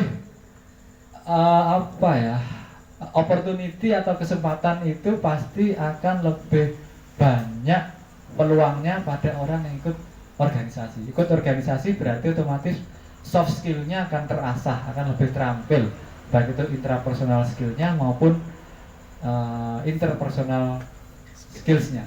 Itu sih kalau pandangan saya. Pastinya akan lebih beruntung orang yang ikut organisasi daripada yang tidak ikut organisasi. Akan lebih beruntung orang yang tahu tentang soft skill ini daripada orang yang tidak tahu tentang soft skill ini. Atau mungkin nggak tahu tentang soft skill ini tapi sudah melakukannya. Nah, itu kan juga menarik juga kan. Mungkin ternyata selama ini itu yang saya lakukan ini, misal cara mengkader saya dan sebagainya, itu ternyata membentuk soft skill kader-kader baru gitu kan. Ternyata namanya soft skill, itu kan juga bisa juga seperti itu kan. Jadi tidak harus berpatokan pada istilah, tapi lebih ke arah hasil atau aplikasinya atau prakteknya, itu juga nggak apa-apa. Kalau kami ini kan hanya yang soft skill yang kami sampaikan ini kan hanya ini aja sih, kayak diskusi bareng. Oh ini loh yang konsepnya. Ternyata mulai tahun akhir 1960-an itu di Amerika, tentara Amerika itu, angkatan darat Amerika itu sudah mulai menyadari bahwa kemenangan di peperangan itu tidak hanya dihasilkan dari peralatan perang yang canggih. Kan sama saja kan, misal desainer itu kan ya, kan juga tidak kemudian laptopnya harus Apple sekian terbaru, Core i berapa yang Core i7 atau apa, kan nggak di situ kan. Dia kan lebih ke arah kreatifnya, bukan main behind the gun, bukan pada gunnya kan, bukan pada tembaknya, tapi siapa yang megang tembak itu, lebih ke arah situ arahnya, seperti itu. Ada lagi? Monggo. Gilir, tadi masnya sudah, sekarang yang mas, monggo mas silakan apa gitu lah, apa ya? Mau menyampaikan pendapat, pandangan atau bertanya, monggo silakan bebas. Saya tanya Pak. Oke, monggo langsung. Siap, gitu. Materinya luar biasa ya, apalagi berhubungan sama psikologi dan sosialita. Sekarang pertanyaan kami pribadi nih, karena jenengan sudah menjelaskan tentang pengkaderan, organisasi dan sebagainya dalam Muhammadiyah, apalagi di pemudanya, apabila nanti jenengan terpilih gitu, salah satu pimpinan kami, apa yang Anda lakukan? Mengerikan. Loh, kami kan beda usia, beda pekerjaan, beda luang waktunya beda, terus skillnya juga beda, terus daerahnya beda. Sebenarnya apa yang dengan lakukan gitu. Jadi kami kan butuh leader di depan kami kayak gitu. Jadi what I doing gitu. Siap. Silakan. Ya, terima kasih Pak Arif, Bang Arif. Kalau dengan saya pribadi tadi, Mas Arif datang yang telat tadi ya. Jadi sudah saya sampaikan di awal, kalau kami itu terbiasa dengan organisasi mahasiswa, itu pengkaderannya sangat cepat Bang. Jadi 1 tahun itu sudah harus ada pergantian kepengurusan. Kalau di Yengan kayaknya gitu juga Bang ya. 1 tahun itu sudah harus berganti. Karena kalau nggak ada pergantian kepengurusan, nanti mandek, berhenti. Karena seperti itu.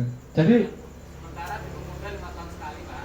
nah, itu karena kami terbiasa mindsetnya atau cara berpikirnya itu adalah kaderisasi yang cepat. Mungkin kalau dari kami ya lebih ke arah memberikan kesempatan bagi kader-kader baru yang muncul, kader-kader baru untuk berkiprah, sehingga akan banyak kader-kader baru yang punya pemikiran-pemikiran baru yang berkesempatan untuk menjadi leader. Pertanyaannya terbalik. Loh. Saya butuh jawaban. Jenengan. Iya. Jadi apa yang Anda lakukan ataupun kasih masukan ke kami lah. Katanya butuh skill-skill pembaruan. Iya. Apa yang Anda lakukan? Karena memang dari senioritas jenengan itu sudah diakui ya sama teman-teman gitu. Kalau dari dengar saya gitu. Jadi mohon janganlah apabila jenengan misal nanti diamanatkan salah satu pimpinan kami, apa yang Anda lakukan? Iya. Iya. Kalau kami ya tetap seperti itu Pak. Jadi kalau kami lebih ke arah memberi kesempatan pada kader-kader baru untuk muncul. Itu aja sih. Jadi kalau kami itu lebih suka semakin banyak kader, semakin banyak kesempatan untuk belajar, sehingga kalau terlalu lama di kepemimpinannya dan kemudian tidak lahir kader-kader baru, itu kalau pandangan kami ya nggak bagus juga. Mungkin di kepemimpinan itu baik sekali gitu, tapi ternyata tidak muncul kader-kader baru yang bisa menggantikannya, itu nggak berhasil bagi kami. Jadi kepemimpinan baik itu ketika bisa menghasilkan kader-kader yang sama baiknya atau lebih bagus lagi kualitasnya. Kalau saya seperti itu sih, pandangan kami. Memberi kesempatan pada kader-kader baru untuk muncul. Karena kalau terlalu lama kader-kader yang ini pimpinan-pimpinan ini terlalu lama ya akan ini lahirnya kader-kader baru itu juga akan tertutup oleh kader-kader yang lama ini. Jadi mindset kami seperti itu, Pak. Seperti itu, Bang. Semoga bisa menjawab lah. Muncul kader baru.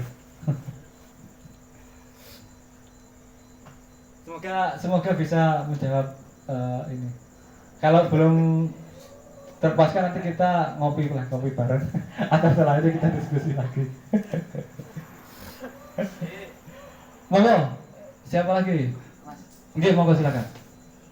dari yang apa dengan sampaikan tadi terkait skill, bahwasanya Tentang yang mana?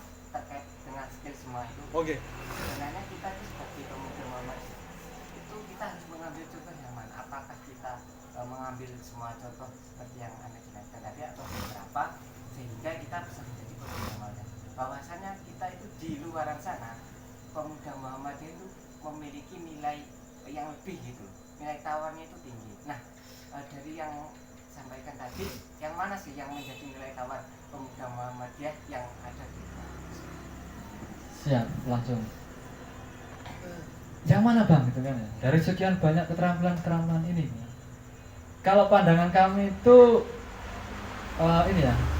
Karena pandangan kami itu lebih ke arah holistik ya, holism ya. Jadi semuanya harus dikuasai gitu loh. Jadi tidak ada dikotomi mana yang paling penting, mana yang tidak penting. Itu kalau bagi kami tidak. Kami berpandangan semuanya harus dikuasai. Soft skill ini baik interpersonal skill maupun intrapersonal skills, motivation skill sampai self marketing skill, time management sampai executive learning teknik ini semuanya harus dikuasai gitu loh.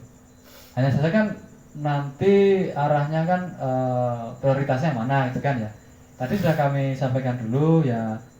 Pertama ini intrapersonal skill dulu. Jadi harus dibetulkan dulu kepribadiannya itu kan ya. Keterampilan berkaitan dengan pribadi atau diri sendiri itu.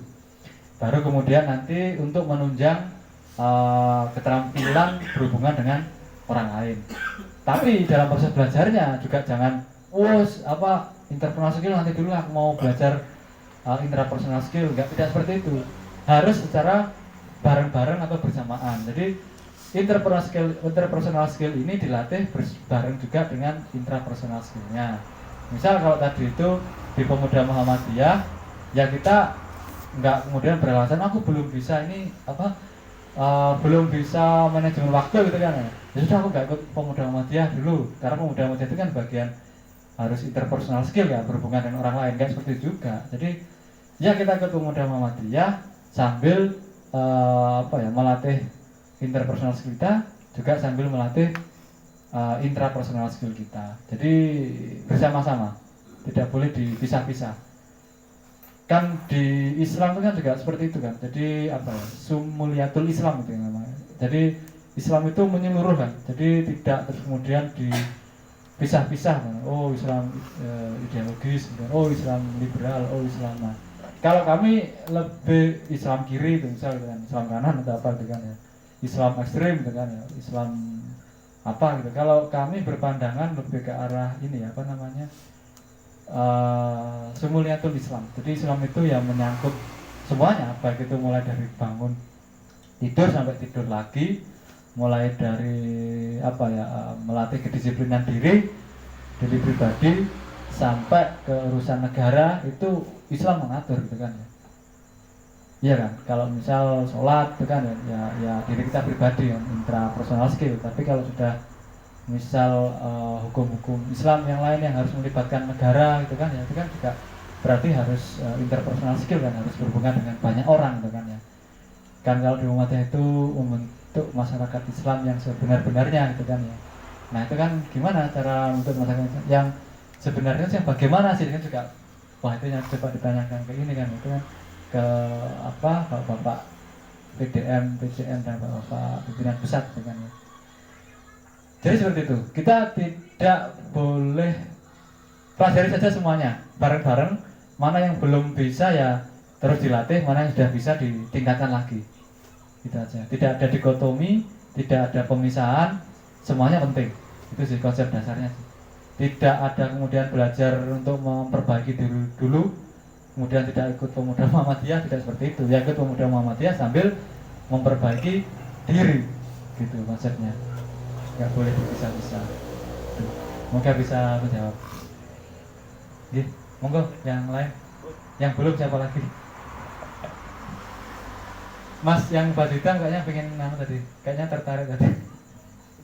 Mas siapa namanya? Bang, siapa namanya Bang? Namanya Bang siapa? Oh. Siap. Manut.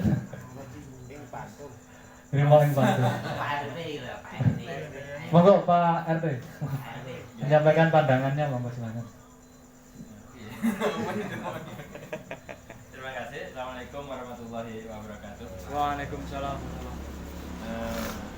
Saya rasa cukup menarik dari apa yang kita diskusikan, disampaikan teman-teman yang lain.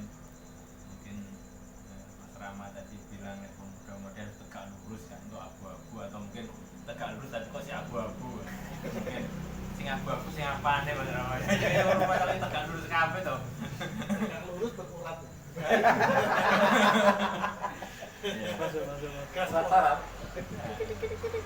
Terus terkait dengan juga Mas Wahyu tadi terkait dengan Kielek waktu di forum atau mungkin pas target atau apa target atau mungkin tujuannya nggak tercapai, bagaimana harus kembali lagi, apakah harus diulangi dari nol lagi. Mungkin itu semua adalah pengalaman hidup kita sebenarnya. Bagaimana kita berjalan waktu kecil nggak bisa lalu kita jatuh lagi, kita tidak akan tahu itu apakah kita mengeluh atau tidak. Jatuh ya berusaha bangun lagi waktu kita masih belajar belajar berjalan kaki, atau juga waktu kita setelah kita belajar bisa berjalan, kita belajar naik sepeda ya gitu, jatuh ya kita naik lagi sampai bisa. Makanya semua itu proses sebenarnya. Bagaimana kita mencari jati diri kita, bagaimana kita mencari skill-skill yang sudah disampaikan tadi, bagaimana kita bisa terus berusaha, bukan cuma di Pemuda Muhammadiyah sebenarnya, cuman juga di lembaga-lembaga keorganisasian yang lain. Kalau tadi Mas Hadi tadi bilang banyak organisasi yang diikuti, memang benar. Apabila kita sering ikut kumpul-kumpul banyak orang, maka kita akan memiliki karakter yang berbeda-beda. Kita menghadapi karakter yang berbeda. Yang satu kadang cegukan, yang satu penaan, yang satu ngetoknya duit angel, yang satu ngetoknya duit pena. Itu karakternya memang banyak orang. Makanya pentingnya kita berkumpul dan bersama-sama seperti itu. Makanya kalau kita di Pemuda Muhammadiyah, kok saya terdidik Mas Arif tadi jadi ketua apa calon ketua kira-kira Mas? Apa calon pimpinan kok? Apa calon pimpinan ya, Bang? Calon insyaallah. Oh, masyaallah. Iya, kayaknya Panlem apa ya? Oh, Panlem apa panitia lokal apa ya terasa apa ya? Gitu. Teman-teman sekalian, terkait dengan kepemudaan Muhammadiyah khususnya di daerah itu mungkin sebuah pertanyaan sebenarnya. Sebenarnya hari ini apa tuh yang perlu kita evaluasi? Kalau tadi Mas Haris bilang perlu diberi kesempatan untuk yang baru ya. Nah, yes. banget. Kira-kira untuk yang lama-lama perlu kita hapus bersama berarti kira-kira.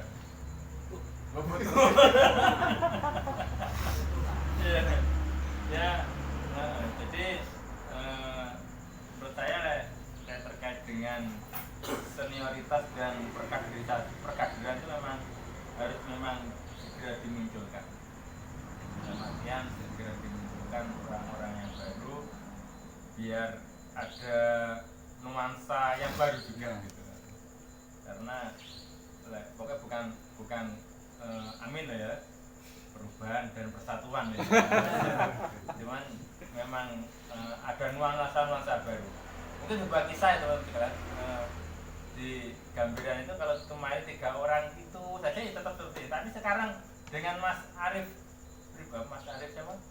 Abdullah ini yang memimpin, akhirnya ada inovasi-inovasi baru, pertemuan, kegiatan, rekreasi, yang lainnya. Belum ada perkaderan dan pertemuan yang kemarin yang pernah diusulkan tuh biro jodoh sebenarnya. Nah, itu perlu diangkat bersama. digalakkan itu. Sebagai bentuk. Nah, mungkin itu usulan dari kita. Nanti kalau menjadi 13 pimpinan, coba dibentuk pimpinan di daerah itu biro jodoh untuk NA karena hari ini memang banyak para jombloan di sini. Jombloan ini insya Allah di NA juga. Ngacung ngomong. Ini pernah kita cetuskan sebenarnya. Mulai dari di Gambiran itu pernah kita cetuskan bagaimana kita belajar di teman-teman SDI sebenarnya. Teman-teman SDI itu fokus di perkaderan dan ada majelis perjodohan. Nah, itu bagaimana kalau kita tidak gitu. Kita ada di amal usaha UAKE loh ya di SMP. SMP ada Mas satuan. Mungkin bisa anak SMA ada. Oh iya. SMA ada satu. Di pondok yang banyak tanya Kang Arifta itu ada 3. Ngomong dua ya. Ayo dong. Daftar. Ustazah. Nah, di SMK juga gitu. Itu bagaimana kita bisa mengumpulkan sumber yang bisa buat kampanye Mas yang di daerah. Itu nggak Pak? Itu programnya Hitler zaman dulu ya? Oh iya oke. Hitler ini kan sangat menjunjung tinggi kelasnya. Ada yang ngelompok nih ras, wong itu ras itu dikelompoknya nih camp konsentrasi produksi anak nih kono. Ide fasis sih. Loh, orang umum itu beri jalan untuk menjadi jodoh ya. Ya itu ya, karena kita akui bersama bahwasanya teman-teman SDI kita belajar ya, kemarin kita bicara teman-teman SDI. Hari ini beliau atau mungkin teman-teman SDI itu memproduksi anak banyak. Nah, jadi banyak anak bukan banyak. gitunya guys. Kalau bukan anak ketik, banyak. Wah, Jadi malah itu. anu Pak, sampai ini malah Anies Baswedan kateng desa. Malah nang kanan aja. Malah dadi anu. Orang ngono. Gak konservatif meneh, Pak. Malah dadi fasis aja. Jadi itu ya dari pandangan ke depan mungkin agar bagaimana pemuda Muhammadiyah lebih baik dan khususnya Muhammadiyah karena kita adalah di pemuda kadernya kader muda. Mungkin itu, terima kasih. Assalamualaikum warahmatullahi wabarakatuh. Waalaikumsalam warahmatullahi wabarakatuh. Menarik tadi teman, yang apa namanya tentang perjodohan tadi itu menarik sekali. Kemudian saya tarik berkaitan dengan yang tadi itu ya apa. Jadi kalau apa ya, idealnya memang seperti itu. Jadi apa ya? Kalau suami atau istrinya itu sama-sama pernah ikut organisatoris tadi itu pulang malam tetap dibukakan. Iya, tadi kan katanya turun yang keset dulu. Itu kalau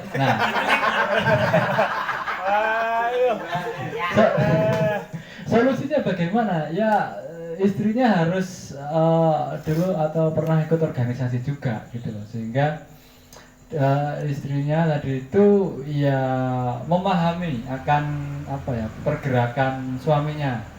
Kalau suaminya itu nggak hanya bermain ngopi-ngopi nggak jelas kan, nggak seperti itu, tapi sebetulnya konsepnya adalah suaminya sedang berdakwah gitu kan. Berdakwah di Pemuda Muhammadiyah kan konsepnya nggak seperti itu. Jadi mesti terlihatnya ngopi rono sebetulnya yang dibahas ya tentang umat, program-program tentang keumatan gitu kan. Kalau partai berarti enggak, guyon. Jadi dua-duanya memang saya sepakat tadi itu, entah mekanismenya bagaimana, entah itu dibentuk biro jodoh atau bagi-bagi apa ya, tukar-tukar kurikulum kita atau data diri atau bagaimana, tapi yang jelas itu memang kalau suami istri itu sama-sama di pergerakannya, di organisasinya, maka sudah selesai. Perkara-perkara pulang malam nggak dibukakan pintu, kemudian mau berangkat rapat atau Internya sudah. atau apa mau ngepam kokam kemana itu ya enjoy saja karena sudah saling memahami itu. Terkadang kan yang menjadi masalah itu kan ketika suaminya atau istrinya itu tidak pernah ikut organisasi, tidak sama-sama di organisasi Muhammadiyahnya, entah itu IPM, IRM atau Nasihatul atau IMM, sehingga ini ketika mau berangkat itu digandoli ya nesu atau gimana, merengut terus, kemudian pulang nggak dibukakan pintu gitu kan. Itu kan karena tidak ada, istilahnya tidak satu frekuensi gitu kan. Kalau sudah satu frekuensi, ya insya Allah tidak akan terjadi masalah, sudah selesai urusan keluarga. Jadi tidak saling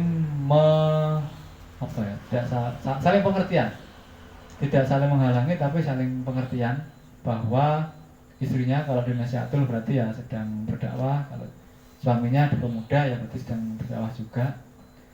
Itu saja sih intinya. Jadi kalau pengen lancar, pulang malam tidak ditutup pintunya, ya cari istri yang juga mungkin dari Nasihatul atau pernah dulu aktivis pergerakan juga. Itu saya kira lebih aman, lebih akan dibukakan pintu Bang kalau pulang Bang. Contohnya wongi dewi. Itulah salah satu kuncinya. Lah caranya gimana ya dengan biro jodoh tadi, itu salah satu caranya gitu kan. Sepakat, monggo diawali dari PCPM Gambiran bentuk biro jodoh dulu. Nanti kan kalau sudah sukses berarti naik ke PDPM, Pimpinan Daerah Pemuda Muhammadiyah. Nah, sepakat Bang saya Bang. Sepakat. PDPM untuk bantu.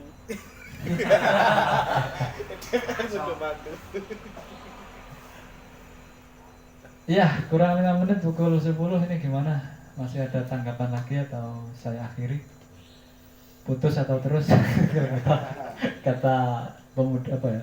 Pemuda-pemuda sekarang ya, putus atau terus gitu ya.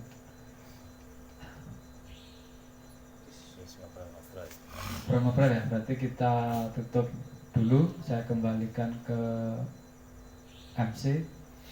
Jadi intinya seperti itu, abang-abang sekalian, rekan-rekan sekalian, senior-senior sekalian, berkaitan dengan soft skill. Semoga yang saya sampaikan ini bisa bermanfaat. Kalau belum pernah mendengar sebelumnya ya bisa menjadi pengetahuan baru. Kalau sudah pernah mendengar ya untuk mengingat-ingat lagi, mengasah lagi. Terus semoga bermanfaat. Kalau ada benarnya itu dari Allah SWT, kalau ada salahnya itu dari kami pribadi.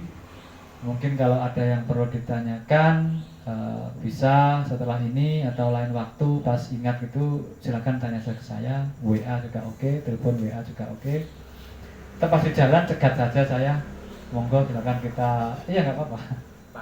Baklang, aku mau takon gitu guys, pokoknya aku takon wong eling gitu kan. Nomornya panjang jadi ya. Nah,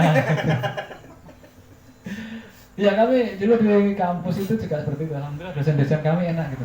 Jadi meskipun jalan itu juga Pak minta barang apa, minta tanda tangan, diberi gitu kan. Alhamdulillah dosen kami gitu. Ada yang dari prodi lain atau fakultas lain itu susah gitu kan, saking konservatifnya itu nggak mau harus di ruangannya gitu kan. Kalau kami bebas di kampus, kami juga seperti itu. Jadi makanya tadi itu memberi contoh, dicegat nggak apa-apa, mau pokoknya kudu takon di saya siap, monggo silahkan. Ya nanti kan negosiasi lagi kan, terapkan negosiasi kan. Mungkin kalau pas saya sedang ditunggu Pak Rektor atau Pak Wakil Rektor ya saya izin dulu, nanti janjian jam berapa gitu kan. Yang penting kan komunikasinya. Billahi fi sabilil haq fastabiqul khairat. Nasrun minallahi wa fathun qarib wa basyiril mu'minin. Assalamualaikum warahmatullahi wabarakatuh. Allahu Akbar. Merdeka.